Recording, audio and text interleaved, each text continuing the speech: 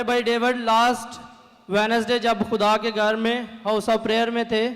तो इनका ईमान था कि ये जब खुदावंद के खादम पास्टर मंजूर बरकत इनको बोल रहे थे कि आप यहाँ पे पाक रूह को फील करेंगे, उसका मसा यहाँ पर है, तो इन्होंने हाथ उठा के खुदावंद से दुआ की और जब ये दुआ कर रहे थे पाक रूह इनके ऊपर जुम्बश कर रहा था और इन्होंने क्या किया, अपनी वाइफ को इनका हाथ लगा और उन्होंने भी उस पाक रूह को जो जो जो इनकी फीलिंग थी वही पाक रूह ने उनको फील करवाया। और खुदा का शुक्र अदा करते हैं, जब उनसे मांगते हैं तो हमें अपना पाक रूह जो अच्छा मददगार है वो हमें मुहैया करता है। खुदा का शुक्र अदा करते हैं। ना सिर्फ